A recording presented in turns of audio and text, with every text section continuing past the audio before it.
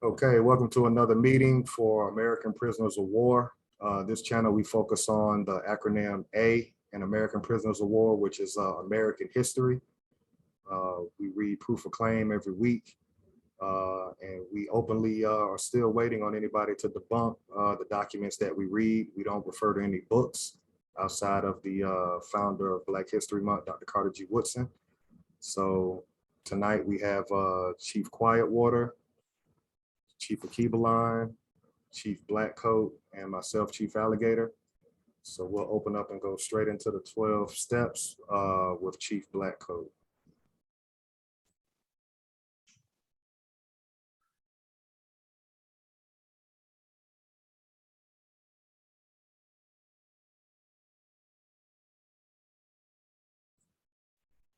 You gotta unmute yourself.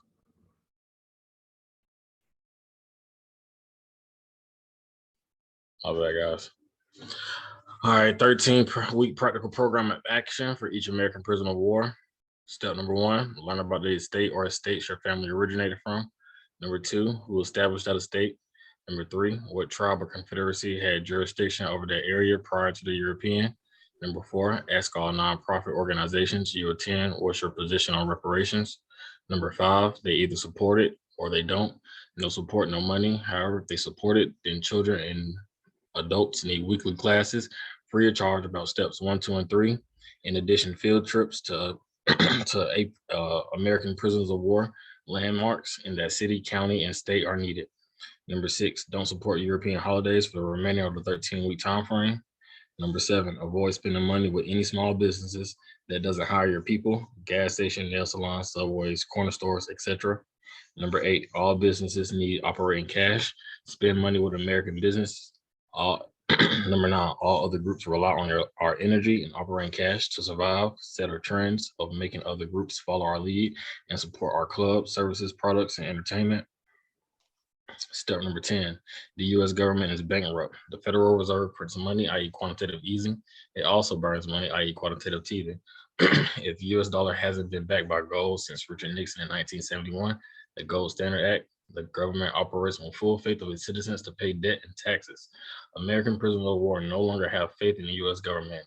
This is why the support will be altered. Stop and be redirected. Step 11, teach your kids our hour a day about our history on this land. Have them learn about an American inventor. Have them know about our heroes. They should know the European that conquered that estate you live in. They should know the nation of people prior to the European invasion militarily and culturally.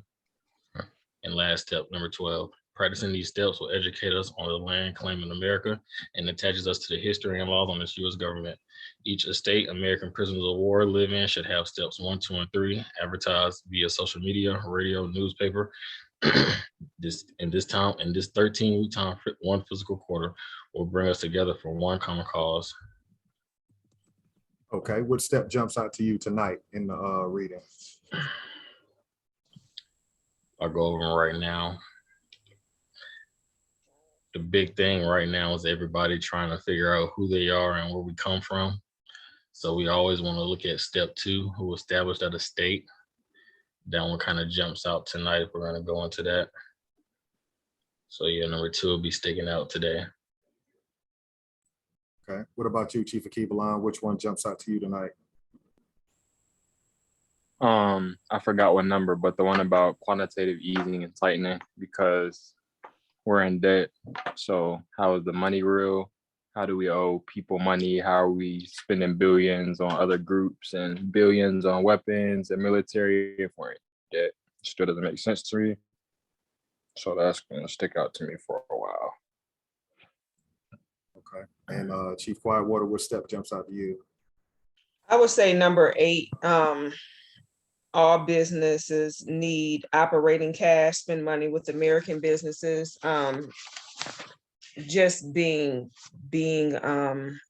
conscious to make sure that we support our American businesses, you know, to continue to do that and stop spreading money outside of us so that we can continue to build stronger and stronger with the businesses that we have, being that we create so much. If we just kind of come together and spend money amongst ourselves, I think that we would progress much across the board.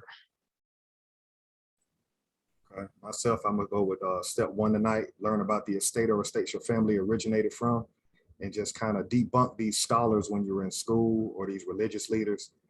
Everybody's trying to impress on us who we are. I just think you just need to look at your great grandmama, your grandma, and just realize who you are.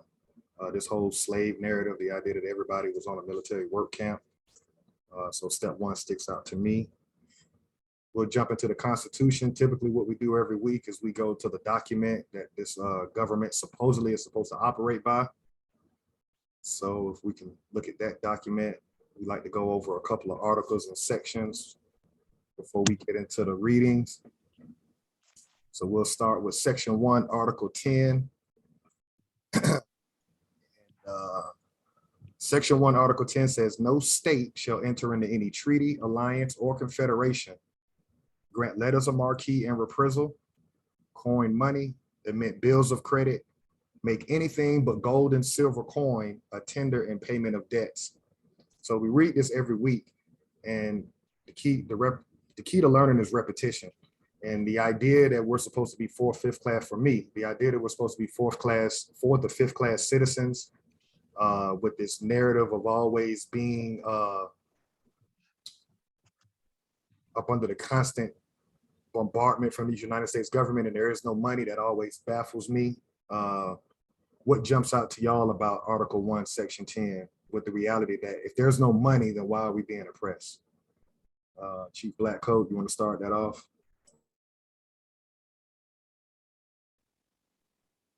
Yeah, it's just like you said, if there's no money, how are you oppressed? You really having to think about it, I guess. We're kind of playing a game on ourselves. Like, if we just, per their constitution and understanding what we read every week, there is no money per Richard Nixon, 1971, gold standard act. Right now, it is a monopoly. So if we got that understood, if we understood that, then what oppression if the battlefield is level right now? But we have to understand that.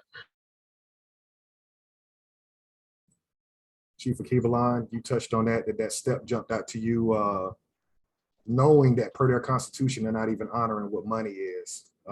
Anything you want to share on that? Article 1, Section 10.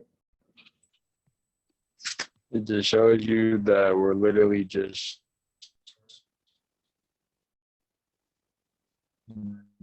giving trust, and that's the only thing that there is. There's no the backing of the people. If the people aren't messing with it, there could be a lot of change, but there's obviously no money, no real money, except for gold, silver, etc. But the paper that we use on a daily basis is just a fake currency. Excuse me.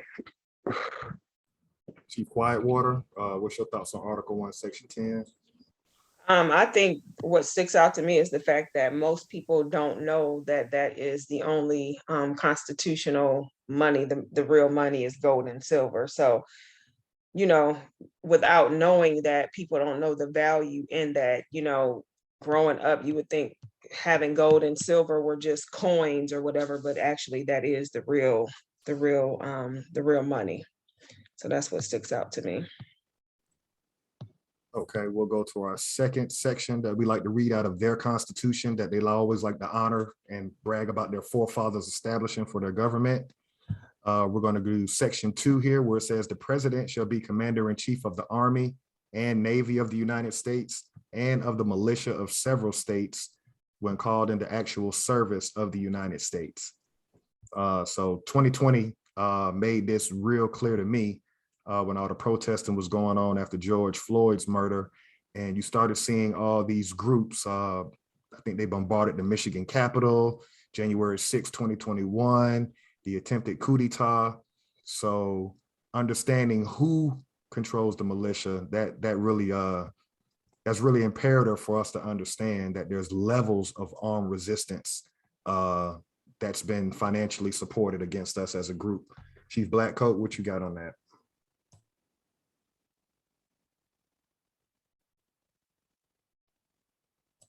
You muted. It's real.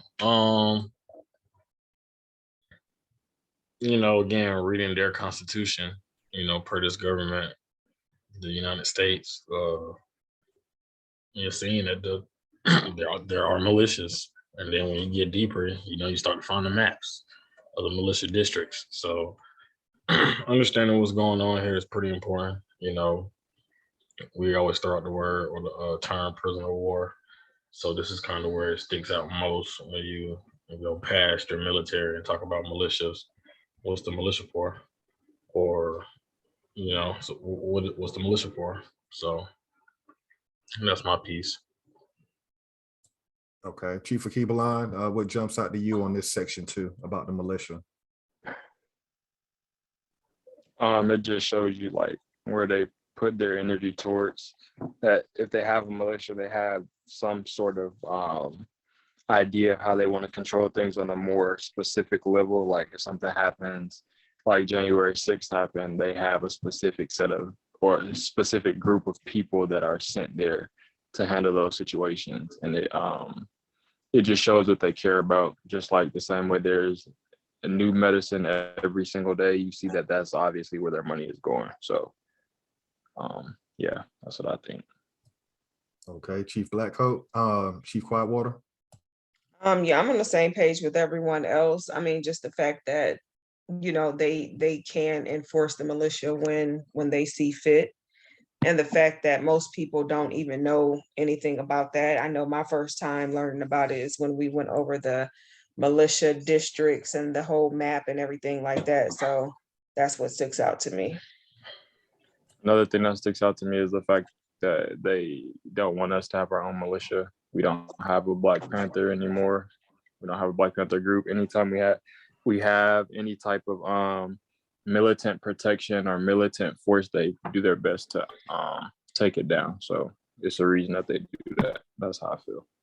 I wonder why I mean, maybe we have seen a militia disguised as police, but I wonder, like, what does it take for the militia to come out and actually for us to see that real picture of what we're talking about? Because we could talk about militia. A lot of people just gaze over it or what they mean, but I wonder what it takes to actually see the militia come outside or see them band together per their constitution and tear the veil apart. What does that take? Because we know it's there. Good point. We'll go to the last section that we read before, where are we at? Gotcha. 6. Okay. So it says here, this Constitution and the laws of the United States, which shall be made in pursuance thereof, and all treaties made. Hold on, I'm getting back feed.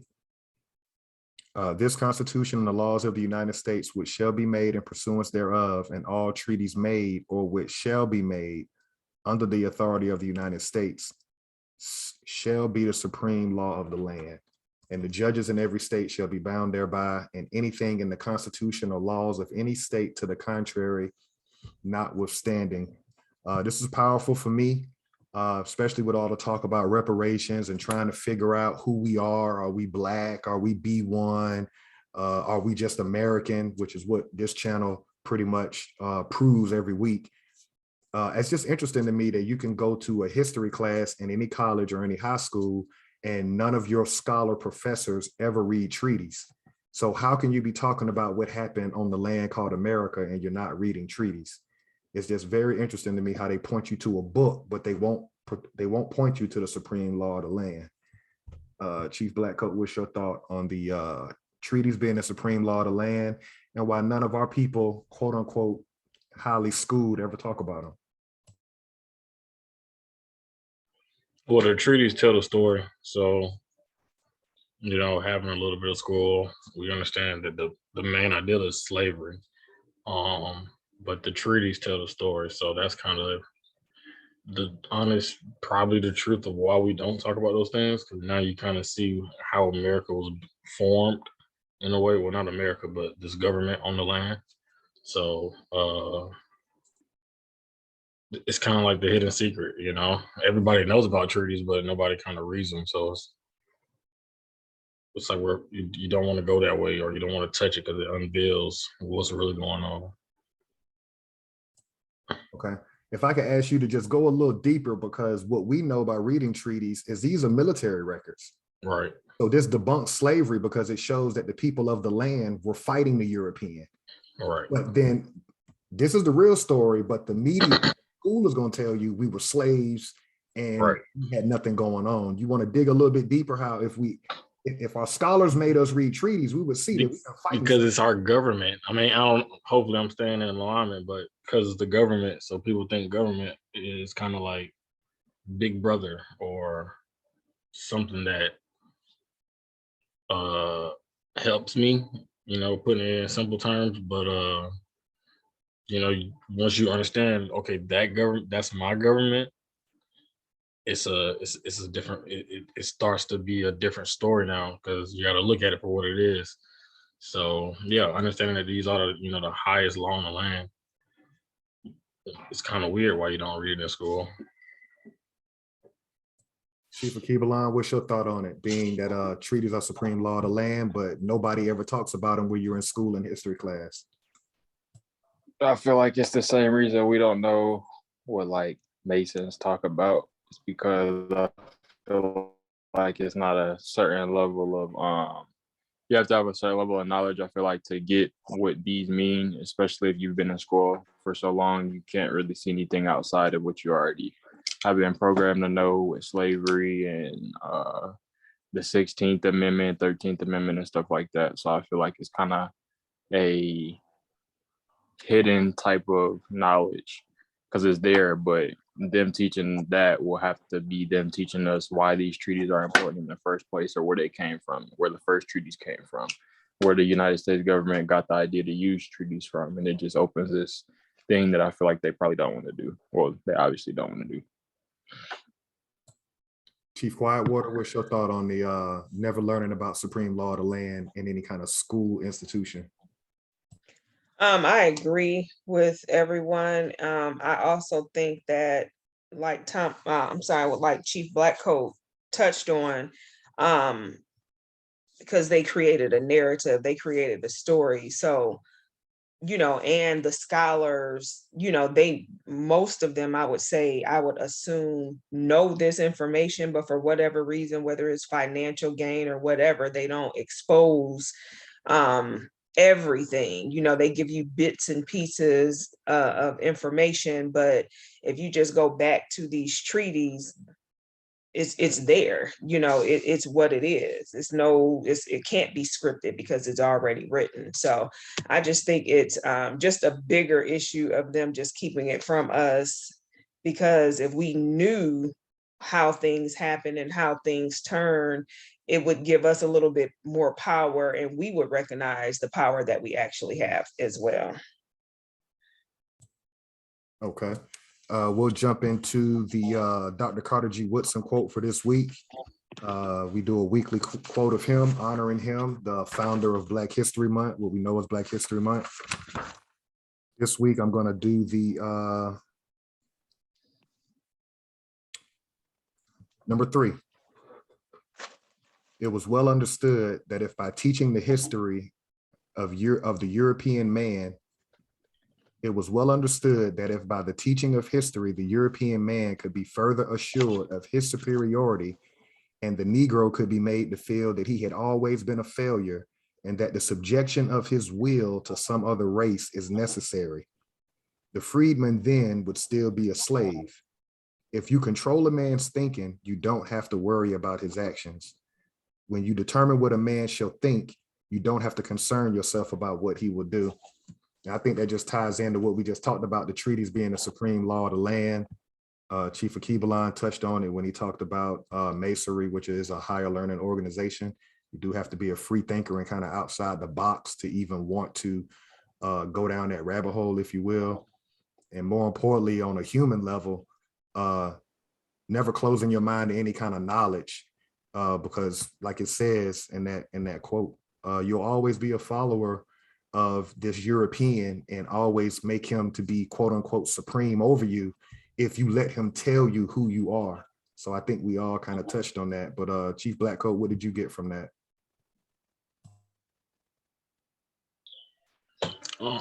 Same thing, allowing somebody else to tell you who you are, not doing your own, due diligence and figuring out the root of everything pretty much. Everything comes with a deeper story. So, doing your own part, contributing, doing your part. Chief Akibaline?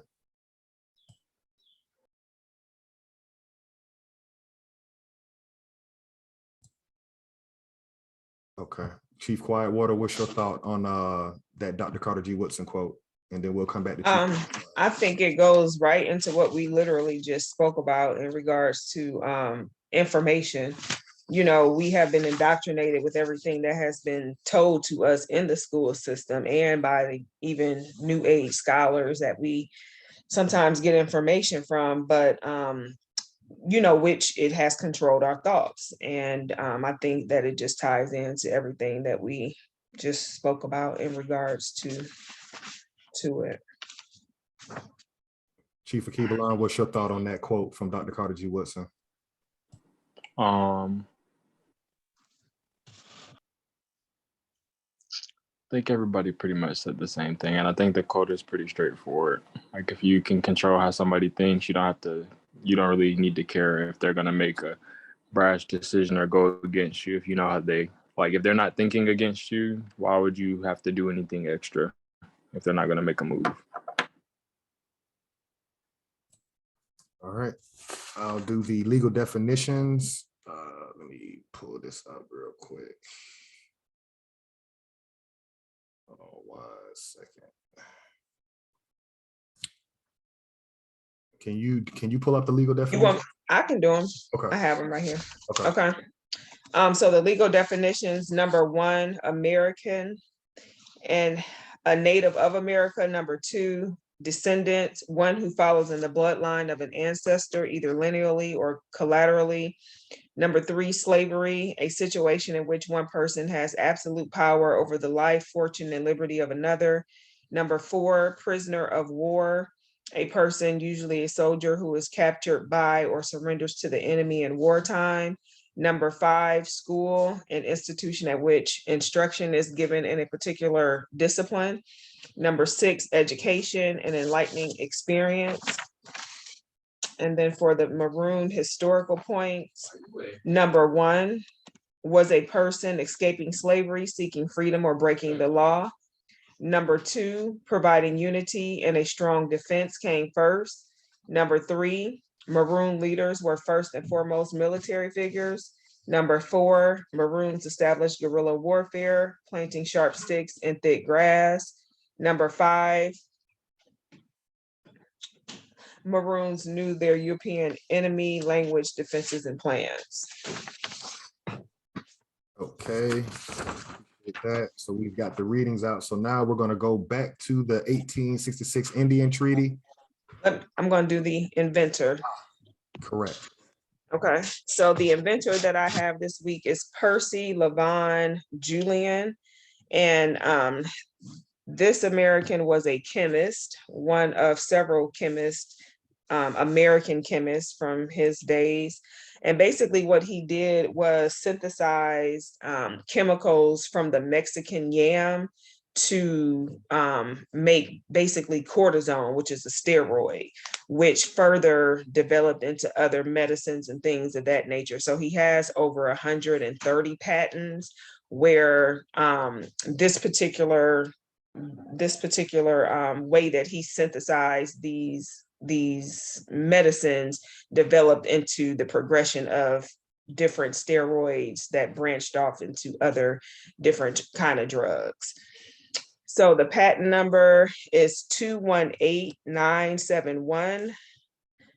And let me see, the patent date was October 1940.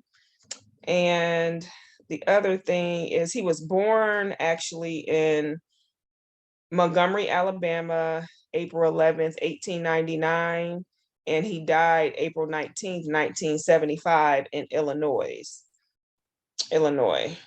And that's about it. And do we own and control any percentage of that industry that that engineer or scientist created? No, we do not. Okay. All right, so we're going to get right into this 1866 Indian Treaty. We're going to pick up where we left off last week. Just to kind of give a brief overview, we were talking about the structure, how the United States government imposed secretaries and their own treasurer within these American nations. And so basically, they were spies. And so what we're going to do is continue to read now about how the United States government is dictating to the Choctaw and Chickasaw nations how they can operate. And it just shows that they're not self-sufficient as nations at this point. And I made a statement last week that this Mongoloid type person that we are shown on TV to be Native American, we've never seen any of them invent anything. And we've been doing this almost a year online.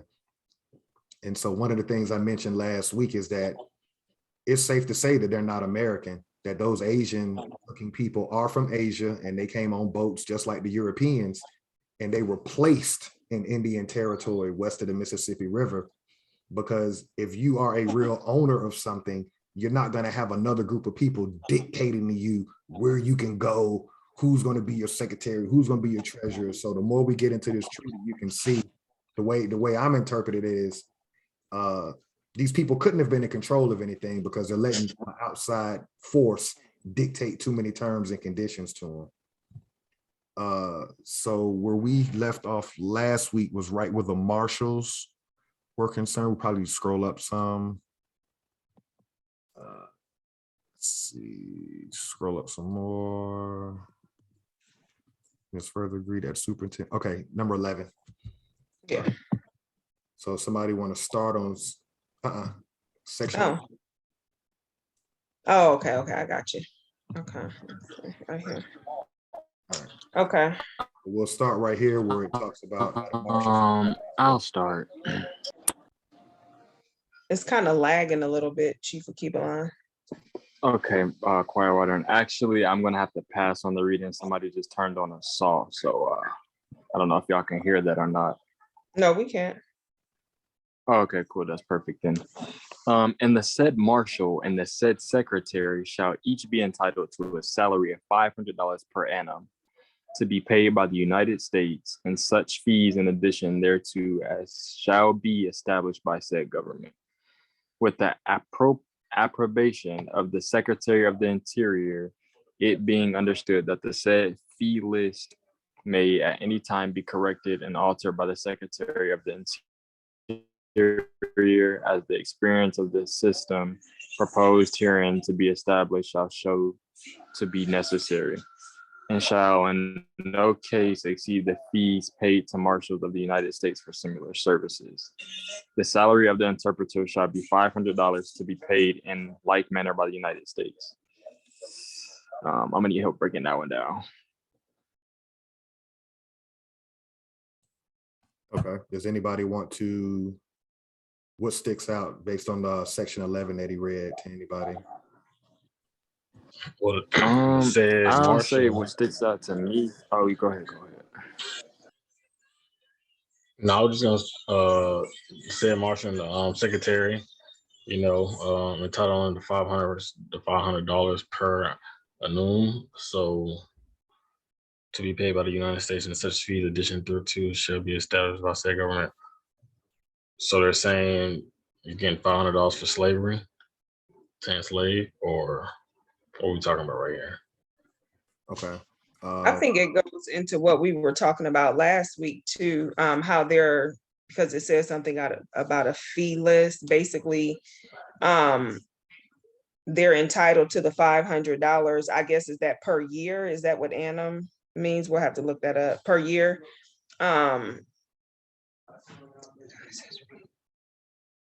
And again, it's established by the governor. So it's something, an entity totally separate from the actual group. I'm thinking. Need some help. All right, so this is the Choctaw and the Chickasaw Nation. And what the United States government is saying is that you can have a marshal, right? So that's going to be like their officer of the court and also the person that'll go and serve warrants or whatever have you. But who's paying that marshal from the Choctaw and Chickasaw Nation? To be paid by the United States. So again, if you're a sovereign nation, if you're an independent group of people, you can't be independent if another nation is paying you. So what the United States government is saying is they're going to pay the Choctaw and Chickasaw Nations marshal yearly $500. So that shows that those nations have no control, because that marshal is completely dependent upon the United States government for his yearly salary. And that's kind of what I was bringing up before we got into the reading, how reading it, where we are in this treaty now is the United States government is putting secretaries, treasurer, and marshals within their nations. So they're not really working for the Choctaw Chickasaw people, they're really working for the United States government. Is that like how the interpreter people were too? Yeah, it's like they're infiltrating them. What we're reading here is how they're setting up to basically infiltrate these two nations from within. That's why I feel like these aren't real Americans, because we're still in the Seminole War east of the Mississippi. That's why I feel like these people were refugees from another land, because who allows that to happen, right? What group of people? That's like China today. That's like the United States government saying, well, we're going to give you a secretary and a treasurer, so we'll know everything that happens in your business meetings under your nation. Nobody does that.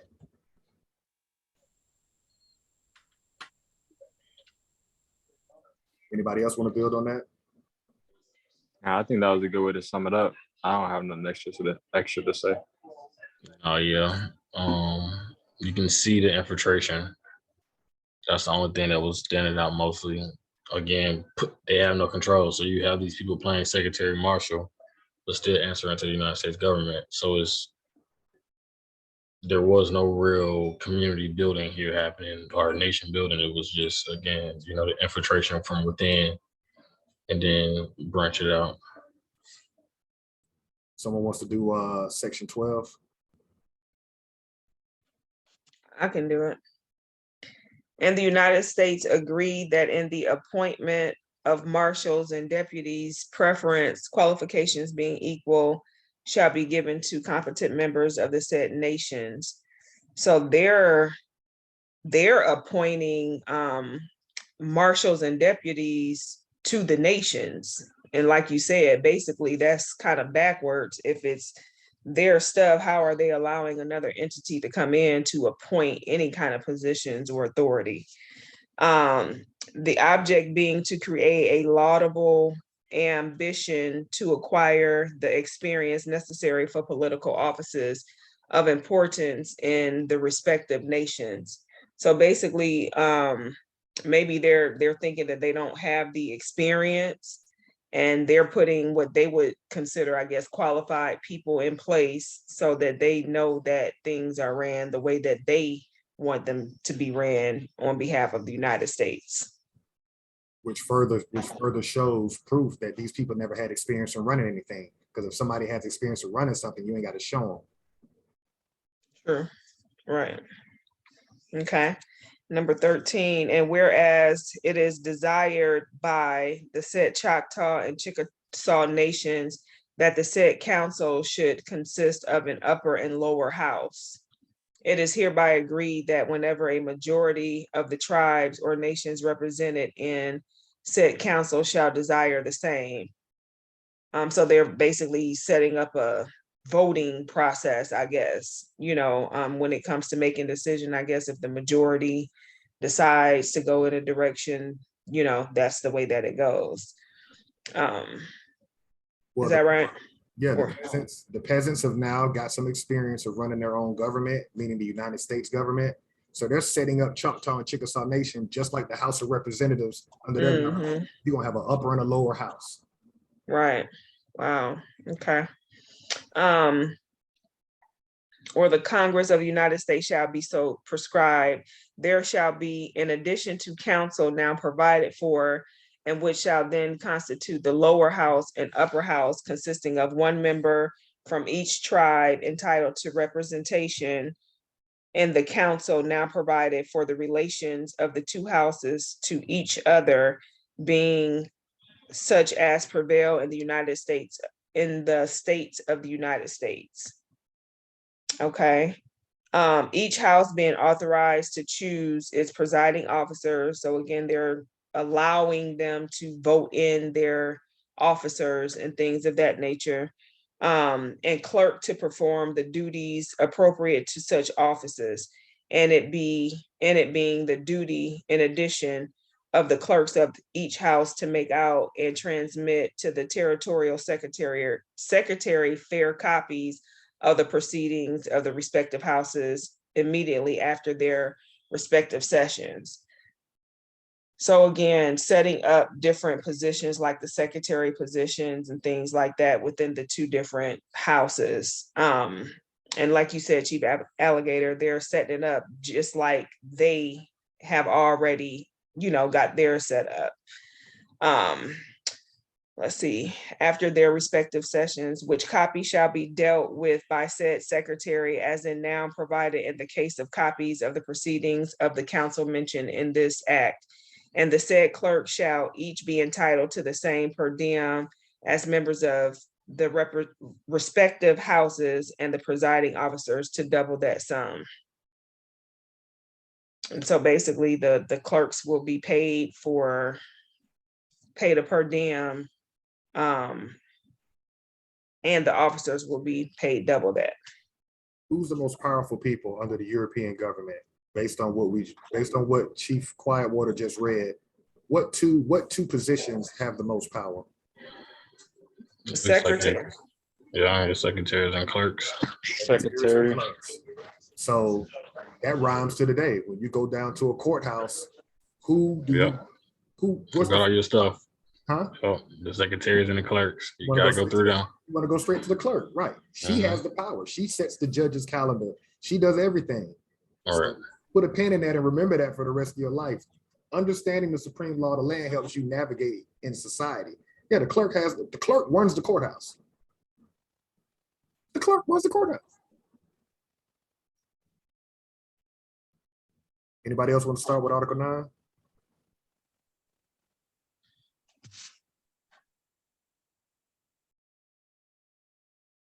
I got you.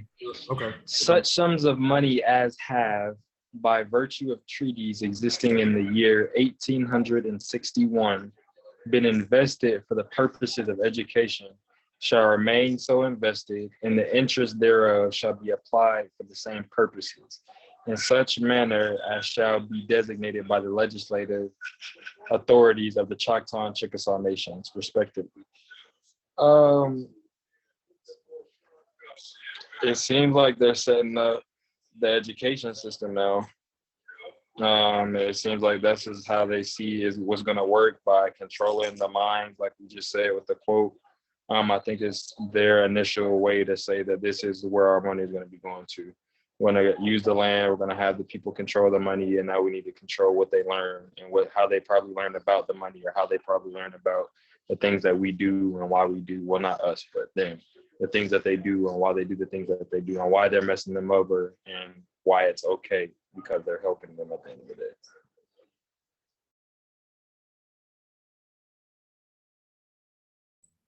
Yep. Anybody else want to say anything on that, what he just read? Because I don't know why, but I can't hear y'all sometimes. So if I don't say nothing, I'm not like ignoring or not participating, but the phone keeps cutting out and keeps kicking me. So sometimes I won't say nothing.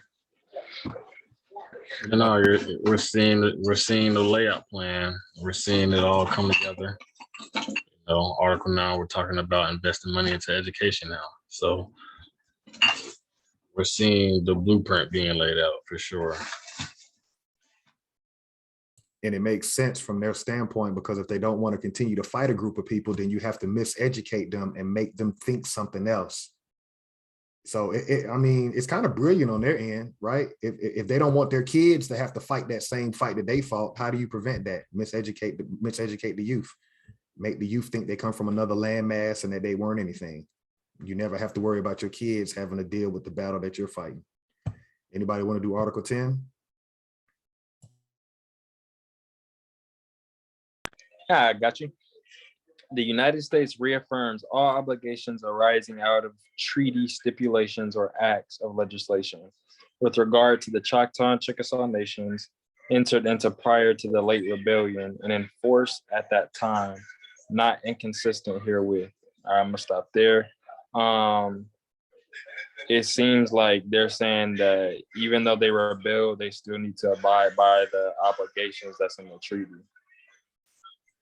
Even though the United States isn't doing the same, which is weird, but going on, entered into prior to, oh my bad. Hold on 1 second. Can you highlight that, Chief Quietwater, where it says entered into prior to the late rebellion? Chief Akibalon and everybody, I want y'all to share on this, because every time you hear somebody talk about a civil war, when you read the supreme law of the land, they keep telling you there was no war, but yet you have scholars telling you there was a civil war. This is like the fourth time we've seen where it keeps referring to it as a rebellion, but Right, yeah, that on jumped out TV they tell immediately. you it's a war. Y'all want to build on that, how you can see the propaganda that they're lying. No, they're not lying. They're telling the truth. The school systems is lying, but Right. they have the truth right here. They know the truth. The truth isn't even hidden. It's just we don't read this stuff. We don't learn this stuff, and it's strategically done that way. But they telling the truth. We just don't know it. They play word games, but yeah, that late rebellion jumped out immediately. Wanted to touch on like, oh, rebellion again, not a civil war, huh? Again, the story is just, it's made to seem more so happy days in the end. War. So in order for a war to end, there had to be a compromise. We must have And then compromised. with the word civil war, just how they use wordplay. Civil is when Right. there's people that are on the land, and it's a fight with the people that are from the place that they're fighting in. But in reality, the Europeans aren't from America, so how is it a civil war if you're not a civilian of where you're fighting at? Correct. Facts. Yeah, and I'm glad that y'all see that, because that's how we break this government or break this false narrative that there even was a civil war, when again, the only thing people can do that watch this channel is debate us based on proof of claim. As scholars continue to say that there was a civil war, we know they're lying, because you can't refute supreme law of the land. We're reading government documents. They're not referring to that as a civil war, but most people will look at us like we're crazy when we say there was no civil war. Chief Quietwater, you want to say anything about that? How we keep seeing rebellion. Can't look at us like we're crazy if we take this to the highest, Supreme Court and read it back. Then there will be no questions. Everybody else will just have to be in a learning moment. But go ahead, Chief Whitewater. Yeah, I agree. I agree with what everyone said. Right. It keeps throwing that out there. And like Chief Akibalon said, these are the facts. The school system and the indoctrination is what has gotten things twisted. And it just literally comes down to what I always go back to, is just the lack of knowledge and the ignorance of us not knowing this information even exists. So back to not doing our part, and trusting everything into a government. right. I got you on the books. Read this. You'll be a millionaire if you work hard at it. If you can control a man's thinking, you don't have to worry about him. You want to continue, Chief Akibalon, with your section? Yeah. All right. So, and wait, hold on.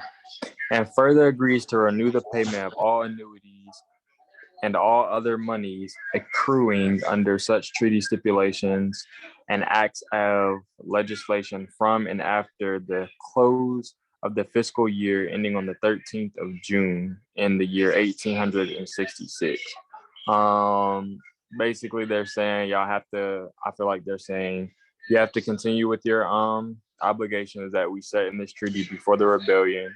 And you doing that is going to give, you're going to be paid for doing that, basically. So as long as you abide by these rules, that's crazy though, because they said that they didn't have to if it went against what they said. But as long as they abide by these rules, you're going to get the money that we promised you. That's what it seems like it said, like to me.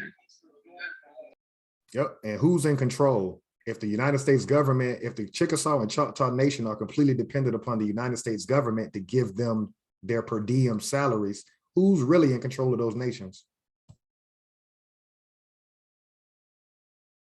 The United States. Yeah. I mean, they're playing government right now.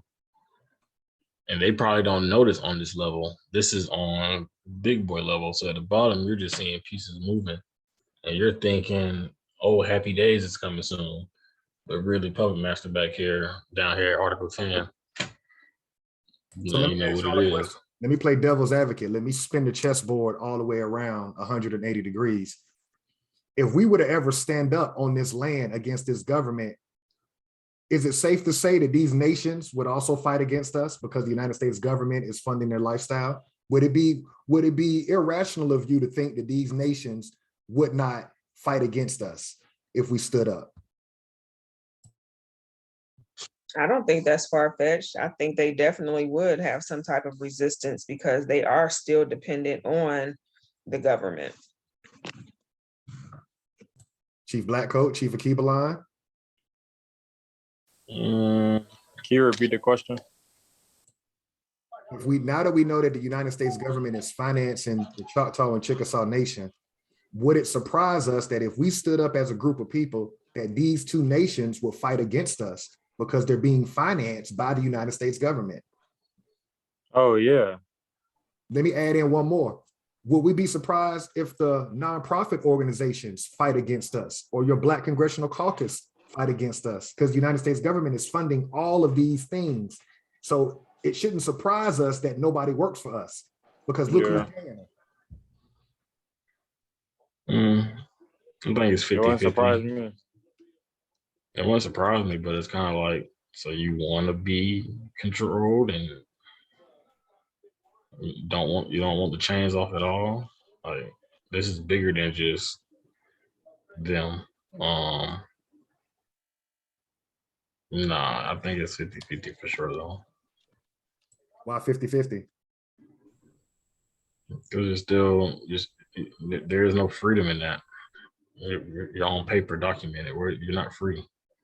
You're being accounted by somebody, and now you can't buy this because your credit score too. It's a lot of little things to it, but that's a spiritual thing. I see where you're going, but that's a spiritual thing, because one being could see this and say, oh, that's a good deal.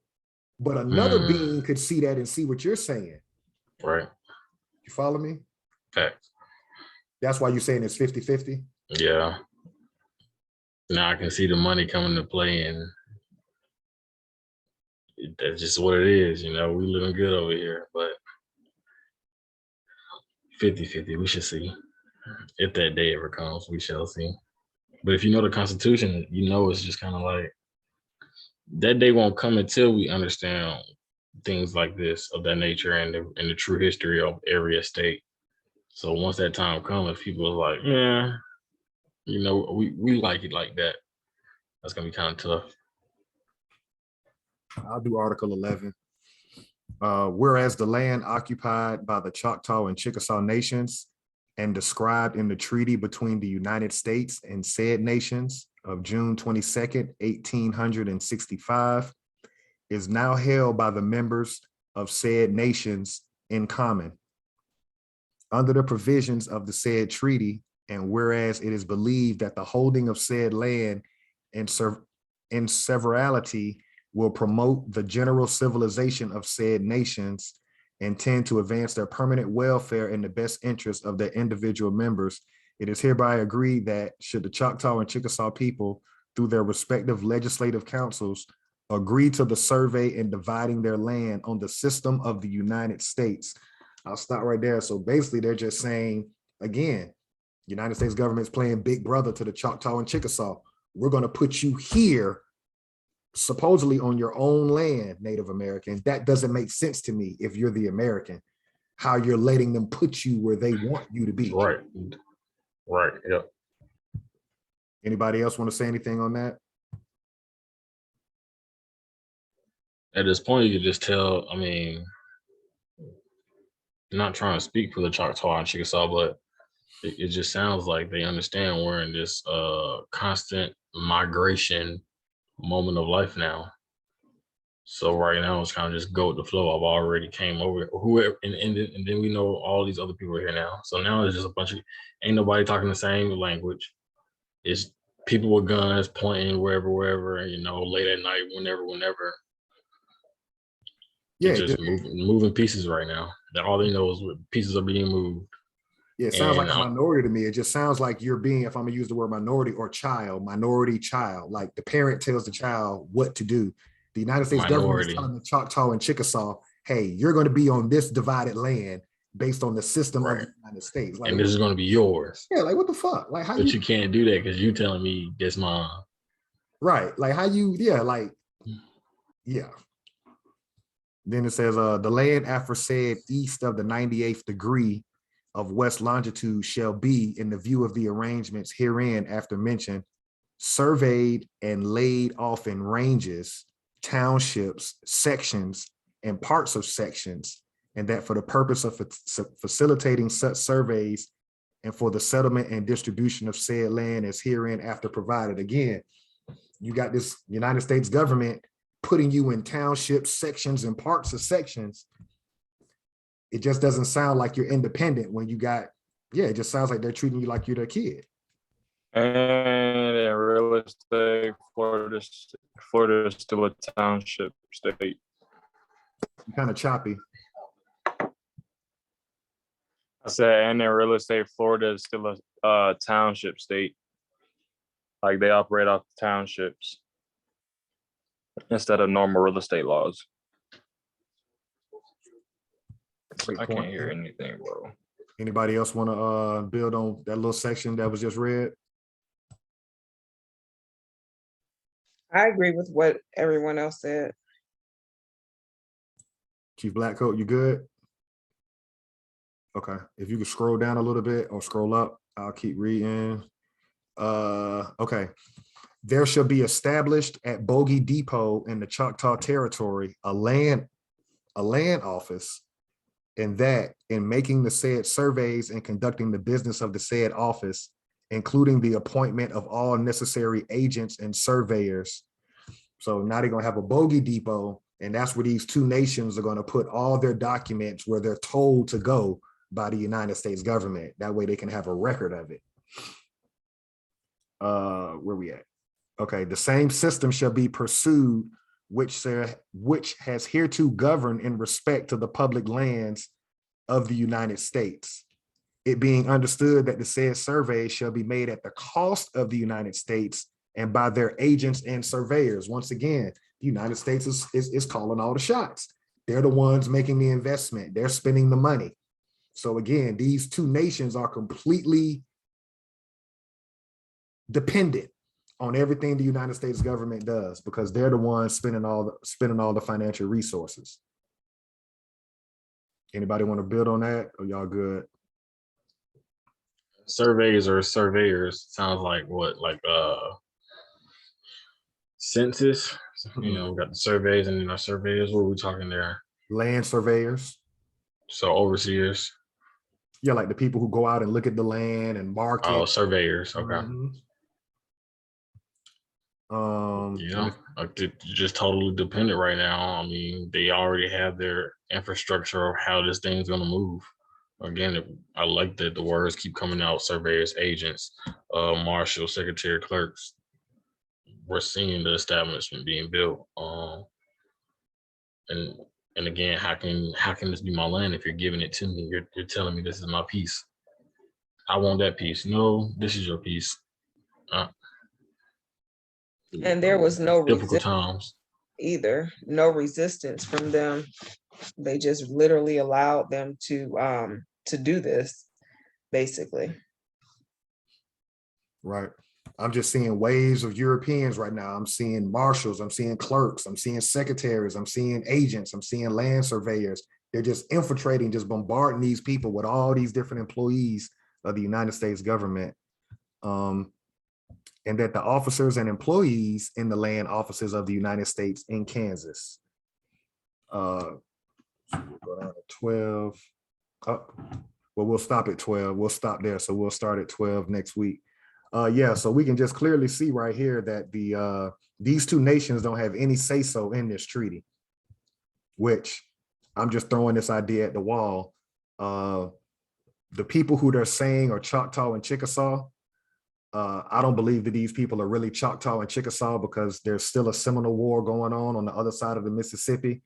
We know our ancestors never went into treaty with the European. We're still under that war to this day because that third Seminole War never ended, which is why we say we're prisoners of war. It wasn't until Dr. Martin Luther King and the Civil Rights Act that they did try to include us as citizens, but we're dishonoring our great grandparents because they brought us under the government as citizens under the word minority. So we're dishonoring our ancestors that was Choctaw, Chickasaw, Cherokee, Creek. And so until we get right with our family bloodline, it's kind of like we're putting a curse on ourselves because we cannot be a minority or a person of color or any adjective that they've placed us under since we've been citizens since the 1960s. And we just haven't figured that out yet. And it's only getting worse because now they're bringing in other fabricated groups of people like the gay community. They've taken your history out and now they're telling you your kids need to learn about homosexuality. They're telling you that human beings can feel. They're telling you that you can go off feelings now based on what your gender is, based off the reality of what you came out of your mom as. You know, it's Ripley's Believe It or Not at this point, if you go down this rabbit hole with these people. Anybody want to share what they got from this in summary based on what we did today? Another good breakdown, always a good breakdown. Again, just watching this blueprint, watching this United States government, you know, build it brick by brick, how they were able to infiltrate and how they were able to grow, taking a group of people, having a number to actually get the ball rolling, to actually get the wheel spinning. So we're seeing they definitely came to play for keeps. They definitely came to actually establish something and have something. And you can see they use bodies to do it for them before they could actually flood the gates, or the gates were already flooded. We don't know how many people we're talking about right now, but it sounds like a lot, having all these different positions to, you know, make sure things run how they needed to run. But that's my piece from tonight, class. I agree. I think that they just strategically set things up and they had their plan and they put it in place, and it just continued to move forward to current day. I mean, it's still the same situation today. So I agree. I feel the same way that I've always felt, that these people have no solid foundation. They built their whole life on lies, and as the truth comes out more and more, it's obvious that they knew that this would happen. Yeah, I just feel like this is all based on lies. No, I don't feel like that it's factually based on lies. And